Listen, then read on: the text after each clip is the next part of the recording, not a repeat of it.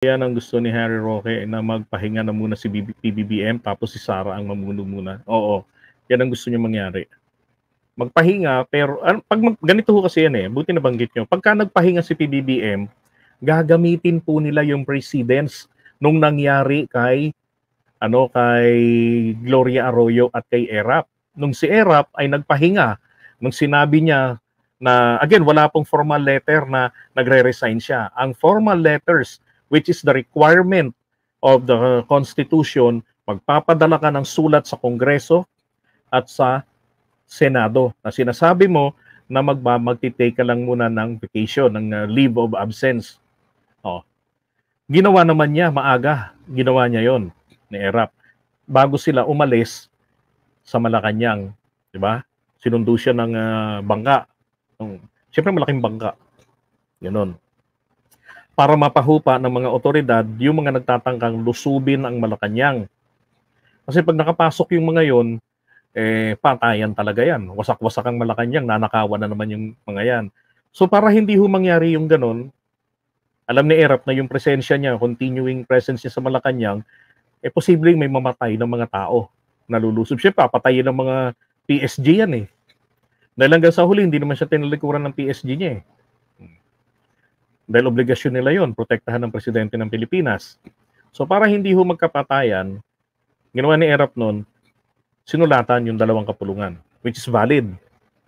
Diba? And then, under the Constitution, for any temporary inability to discharge office ng presidente, then it is the Vice President to act as the President. At nag-take siya ng oath as acting President. Kaya lang nangyari, ngayon sinabi ko, Supreme Court robbed the presidency from Erap. Si Erap po ang totoong ninakawan ng pagkapangulo. Ang naging basihan po nila when they were questioned, wala kasing ibang korting pwedeng puntahan eh. Walang pwedeng puntahan at the time. Hindi rin pwedeng i-impeach yung mga members ng judiciary. Bakit? Aliado sila ni Gloria Arroyo.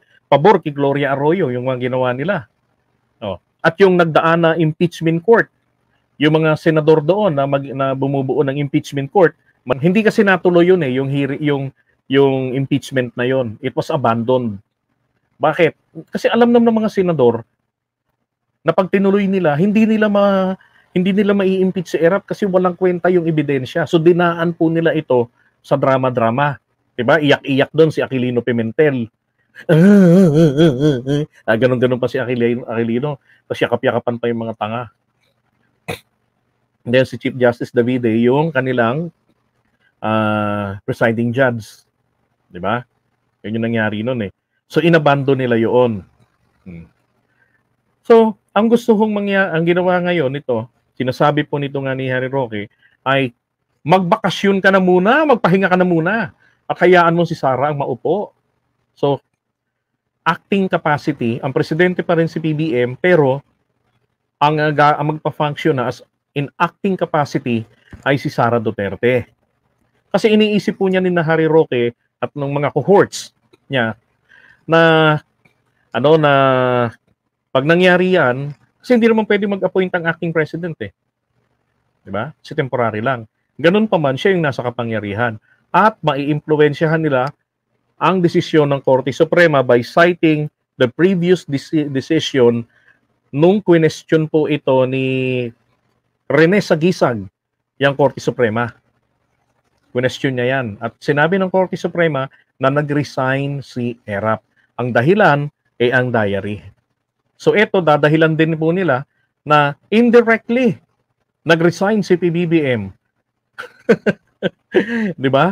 Nasa pagtugon doon sa panawagan na magbakasyon ka na muna. Ibig sabihin po ng bakasyon, tumigil ka na sa politika muna. At ipaubaya mo na ang presidency. Ibig sabihin po ng ipaubaya, give it up.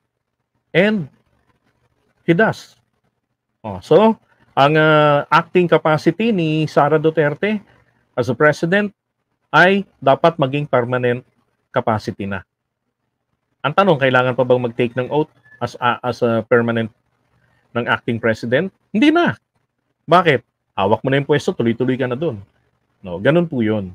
Buti nabanggit mo yan, Rosalina Mond. 'Di ba? Kaso hindi nga umubre. Sa loob-loob siguro ni PBBM, pinagsasasabi mo akla. Kaya nga kita dinistansyahan, eh, kasi wala kang paninindigan, eh. Human rights advocate na operahan, nagpa-opera naman. 'Di ba? Naging spokesperson ni Digong at ngayon, eh, 'di ba? Defender ni Digong. Alright. So yun, ganon. Ganon po yung nangyari niya.